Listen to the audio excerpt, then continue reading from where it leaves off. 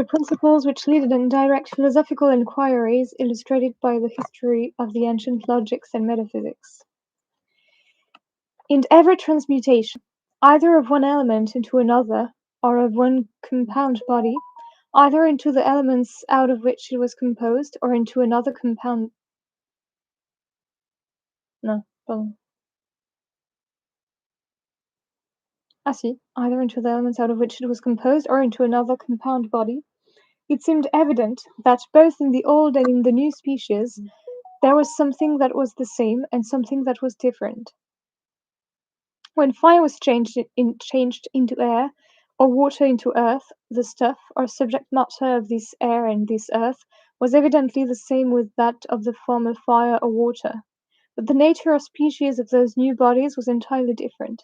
When in the same manner a number of fresh, green, and odoriferous flowers were thrown together in a heap, they, in a short time, entirely changed their nature, became putrid and loathsome, and dissolved into a confused mass of ordure, which bore no resemblance, either in its sensible qualities or in its effects, to their former beautiful appearance. But how different soever the species, the subject matter of the flowers and of the ordure was in this case too evidently the same. In every body, therefore, whether simple or mixed, there were evidently two principles whose combination constituted the whole nature of that particular body. The first was the stuff or subject matter out of which it was made. The second was the species, the specific essence, the essential, or, as the schoolmen have called it, the substantial form of the body. The first seemed to be the same in all bodies, and to have neither qualities nor powers of any kind, but to be altogether inert and imperceptible by any of the senses, till it was qualified and rendered sensible by its union with some species or essential form.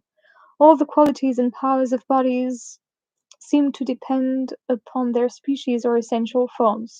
It was not the stuff or matter of fire, or air, or earth, or water, which enabled those elements to produce their several effects, but that essential form which was peculiar to each of them. For it seemed evident that fire must produce the effects of fire by that which rendered it fire, air by that which rendered it air, and that in the same manner all other simple and mixed bodies must produce their several effects by that which constituted them such or such bodies. That is, by their specific essence or essential forms. But it is from the effects of bodies upon one another that all the changes and revolutions in the material world arise. Since these, therefore, depend upon the specific essences of those bodies, it must be the business of philosophy, that is to say, natural philosophy, for the words that follow, cf. astronomy, where natural philosophy is described as the science of connecting principles of nature. That science which endeavors to connect together all the different changes that occur in the world, to determine wherein the specific essence of each object consists, in order to foresee what changes or revolutions may be expected from it. But the specific essence of each individual object is not that which is peculiar to it as an individual, but that which is common to it, with all other objects of the same kind. Thus the specific essence of the water, which now stands before me, does not consist in its being heated by the fire or cooled by the air in such a particular degree, in its being contained in a vessel of such a form or of such dimensions. These are all accidental circumstances, which are altogether extraneous to its general nature, and upon which none of its effects as water depend. Philosophy, therefore, in considering the general nature of water, takes no notice of those particularities which are peculiar to this water, but confines itself to those things which are common to all water. If, in the progress of its inquiries, it should descend to consider the nature of water that is modified by such particular accidents, it still would not confine its consideration to this water contained in this vessel, and thus heated at this fire, but would extend its views to water in general contained in such kind of vessels, and heated to such a degree at such a fire. In every case, therefore, species or universals, and not individuals, are the objects of philosophy. Because whatever effects are produced by individuals, whatever changes can flow from them, must all proceed from some universal nature that is contained in them. as it was the business of physics or natural philosophy to determine wherein consisted the nature and essence of every particular species of things, in order to connect together all the different events that occur in the material world, so there were two other sciences, which, though they had originally arisen out of that system of natural philosophy I have just been describing, were, however, apprehended to go before it in the order in which the knowledge of nature ought to be communicated.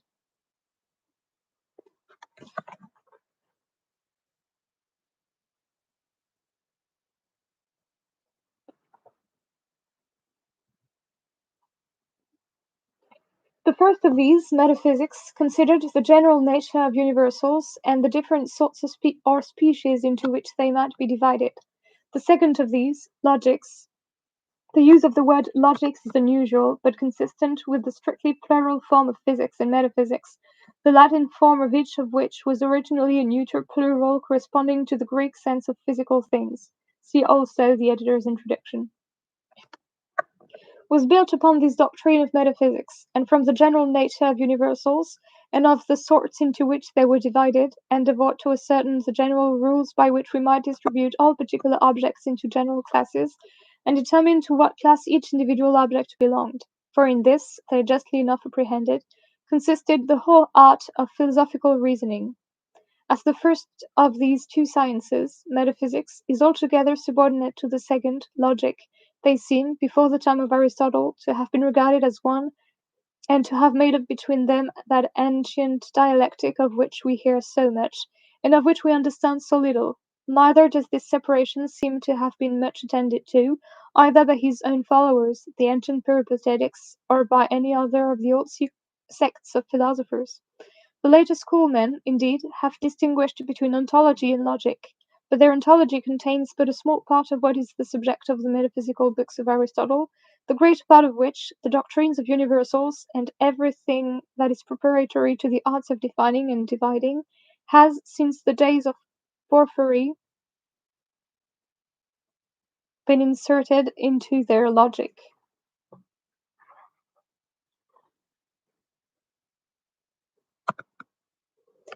In something, Smith describes rather differently the confusing character of ontology. He says that it was supposed to deal with qualities and attributes common to metaphysics and physics, but was sometimes itself called metaphysics. According to Plato and Timaeus, the principles out of which the deity formed the world, and which were themselves eternal, were three in number: the subject matter of things, the species or specific essences of things, and what was made out of these, the sensible objects themselves. These last had no proper or durable existence, but were in perpetual flux and succession. For as Heraclitus had said, that no man ever passed the same river twice, because the water which he had passed over once was gone before he could pass over it a second time, so in the same manner no man ever saw or heard or touched the same sensible object twice. When I look at the window, for example, the visible species which strikes my eyes this moment, though resembling, is different from that which struck my eyes the immediately preceding moment. When I ring the bell, the sound or audible species which I hear this moment, though resembling in the same manner, is different, however, from that which I heard the moment before. When I lay my hand on the table, the tangible species which I feel this moment, though resembling in the same manner, is numerically different too from that which I felt the moment before. Our sensations, therefore, never properly exist or endure one moment, but in the very instant of their generation, perish and are annihilated forever. Nor are the causes of those sensations more permanent. No corporeal substance is ever exactly the same, either in whole or in any assignable part, during two successive moments, but by the perpetual addition of new parts, as well as loss of old ones, is in continual flux and succession. Things of so fleeting a nature can never be the objects of science, or of any steady or permanent judgment. While we look at them, in order to consider them, they are changed and gone, and annihilated forever. The objects of science, and of all the steady judgments of the understanding, must be permanent, unchangeable, always existent, and liable neither to generation nor corruption, nor alteration of any kind. Such are the species or specific essences of things. Man is perpetually changing every particle of his body, and every thought of his mind is in continual flux and succession. But humanity, or human nature, is always existent, is always the same, is never generated, and is never corrupted. This, therefore, is the object of science, reason, and understanding, as man is the object of sense, and of those inconstant opinions which are founded upon sense. As the objects of sense were apprehended to have an external existence, independent of the act of sensation, so these objects of the understanding were much more supposed to have an external existence independent of the act of understanding. Those external essences were, according to Plato, the exemplars, according to which the deity forms the world, and all the sensible objects that are in it. The deity comprehended within his infinite essence all these species, or eternal exemplars, in the same manner as he comprehended all sensible objects. Plato, however, seems to have regarded the first of those as equally distinct with the second from what we would now call the ideas or thoughts of the divine mind. He calls them, indeed, ideas, a word which, in him, in Aristotle, and all the other writers of earlier antiquity, signifies a species, and is perfectly synonymous with that other word more frequently made use of by Aristotle. As by some of the later sects of philosophers, particularly by the Stoics, all species, or specific essences, were regarded as mere creatures of the mind, formed by abstraction, which had no real existence external to the thoughts that conceived them. The word idea came, by degrees, to its present signification, to mean, first, an abstract thought or conception, and afterwards a thought or conception of any kind, and thus became synonymous with that other Greek word from which it had originally a very... Oh, wow, la note est super longue. Okay.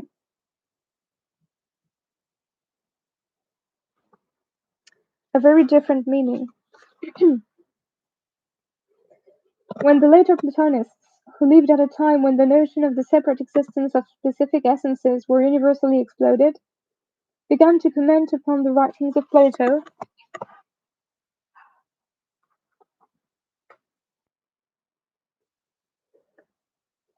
and upon that strange fancy that in his writings there was a double doctrine, as that they were intended to seem to mean one thing, while at bottom they meant very different, which the writings of no man in his senses ever were, or ever could be intended to do. The coexistence of esoteric and exoteric writings is pretty well attested among men far from being out of their senses. There are plausible grounds for believing that Plato may in his later years have been among them, though probably not in respect of the ideas, where he has doing no more than change his mind.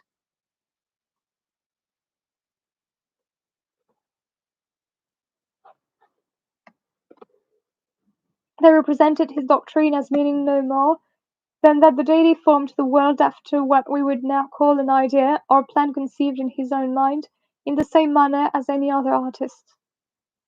The question of are Plato's ideas thoughts of the divine mind is answered in the negative by E. Zeller, Plato and the Older Academy.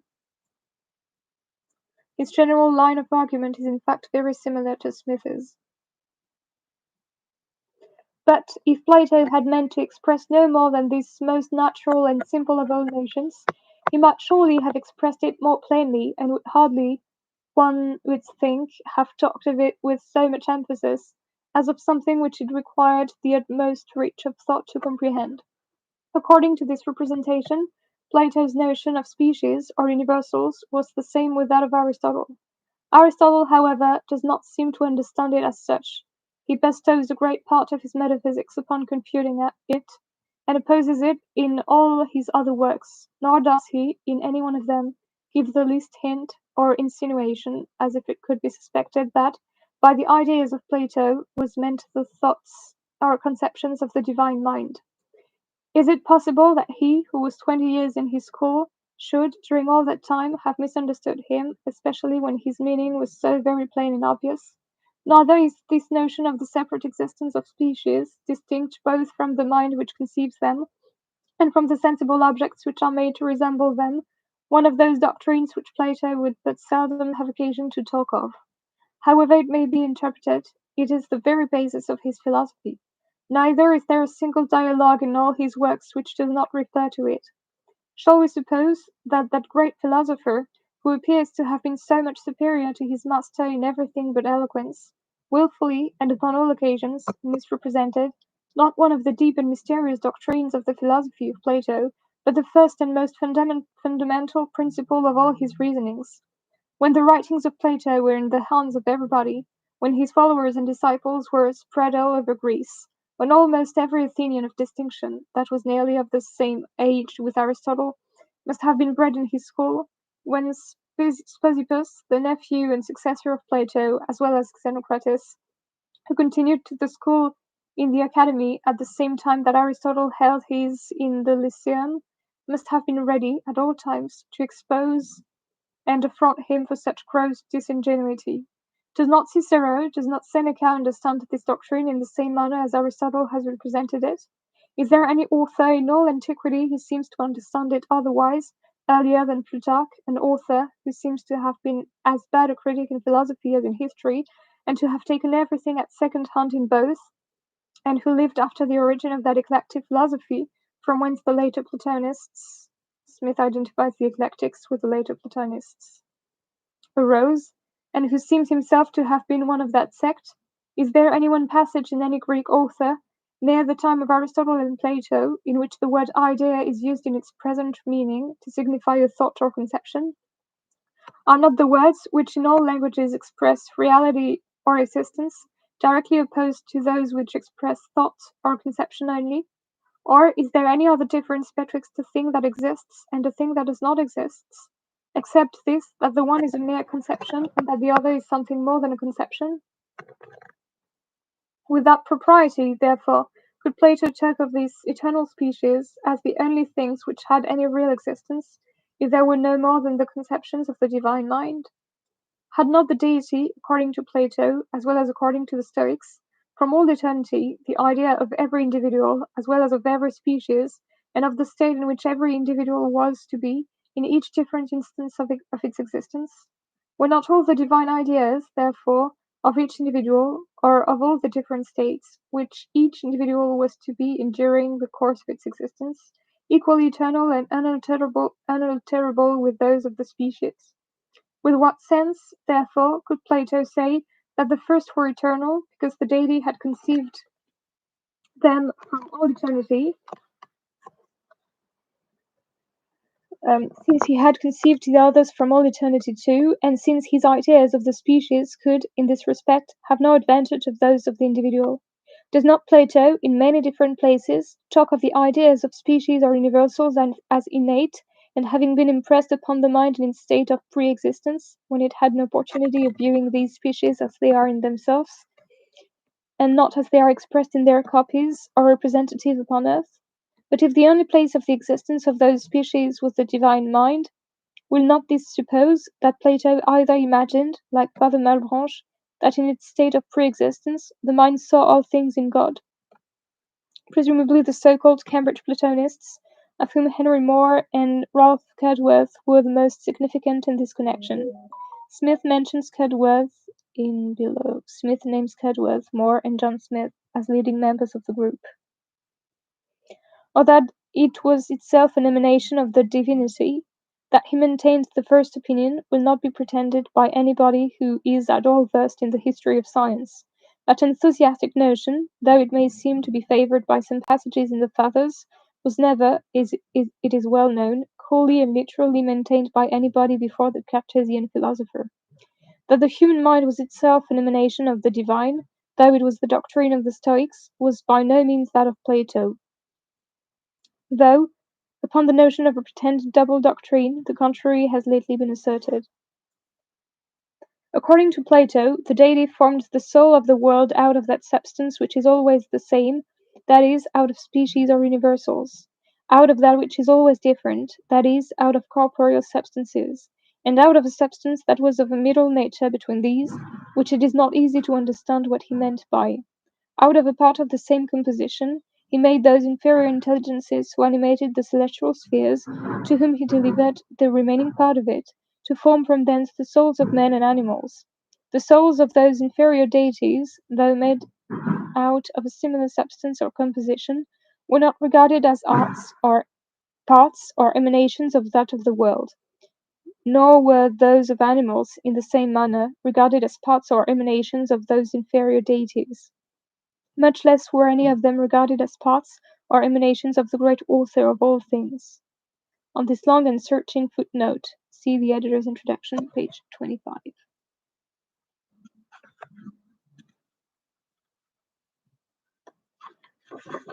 So, Plato, however, seems to have regarded the first of those as equally distinct with the second from what we would now call the ideas or thoughts of the divine mind, and even to have supposed that they had a particular place of existence beyond the sphere of the visible corporeal world, though this has been much controverted, both by the later Platonists and by some very judicious modern critics, as I presume still are, who have followed the interpretation of the later Platonists as what did most honor to the judgment of that renowned philosopher. All the objects in this world, continued he, are particular and individual. Here, therefore, the human mind has no opportunity of seeing any species or universal nature. Whatever ideas it has, therefore, of such beings, for it plainly has them, it must derive from the memory of what it has seen in some former period of its existence, when it had an opportunity of visiting the place of sphere or sphere of universals. This view is defended by Plato in the Meno and in the Phaedo. For some time after it is immersed in the body, during its infancy, its childhood, and a great part of its youth, the violence of those passions which it derives from the body, and which are all directed to the particular and individual objects of this world, hinder it from turning its attention to those universal natures with which it had been conversant in the world from whence it came. The ideas of these, therefore, seem, in this first period of its existence here, to be overwhelmed in the confusion of those turbulent emotions, and to be almost entirely wiped out of its remembrance. During the continuance of this state, it is incapable of reasoning, science, and philosophy, which are conversant about universals. Its whole attention is turned towards particular objects, concerning which, being directed by no general notions, it forms many vain and false opinions, and is filled with error, perplexity, and confusion. But when it has abated the violence of its passions, and composed the confusion of its thoughts, it then becomes more capable of reflection, and of turning its attention to those almost forgotten ideas of things with which it had been conversant in the former state of its existence. All the particular objects in this sensible world, being formed after the eternal examples in that intellectual world, awaken, upon account of their resemblance, insensibly, and by slow degrees, the almost obliterated ideas of these last. The beauty, which is shared in different degrees among terrestrial objects, revives the same idea of that universal nature of beauty which exists in the intellectual world. Particular acts of justice, of the universal nature of justice, particular reasonings and particular sciences, of the universal nature of science and reasoning, particular roundness, of the universal nature of roundness, particular squares, of the universal nature of squareness. Thus science, which is conversant about universals, is derived from memory, and to instruct any person concerning the general nature of any subject is no more than to awaken in him the remembrance of what he formerly knew about it. These both Plato and Socrates imagined they could still further confirm by the fallacious experiment which shewed that a person might be led to discover himself, without any information, any general truth, of which he was before ignorant, merely by being asked a number of properly arranged and connected questions concerning it. A reference to the well-known elicitation by Socrates of a geometrical proof from a slave. The more the soul was accustomed to the consideration of those universal natures, the less it was attached to any particular and individual objects. It approached the nearer to the original perfection of its nature, from which, according to this philosophy, it had fallen. Philosophy, which accustoms it to consider the general essence of things only, and to abstract from all the particular and sensible circumstances, was, upon this account, regarded as the great purifier of the soul. As death separated the soul from the body and from the bodily senses and passions, It restored it to that intellectual world from whence it had originally descended, where no sensible species called off its attention from those general essences of things. Philosophy, in this life, habituating it to the same considerations, brings it, in some degree, to that state of happiness and perfection to which death restores the souls of just men in a life to come. Such was the doctrine of Plato concerning the species or specific essence of things. This, at least, is what his words seem to import, and thus he is understood by Aristotle, the most intelligent and the most renowned of all his disciples. It is a doctrine which, like many of the other doctrines of abstract philosophy, is more coherent in the expression than in the idea, and which seems to have arisen more from the nature of language than from the nature of things.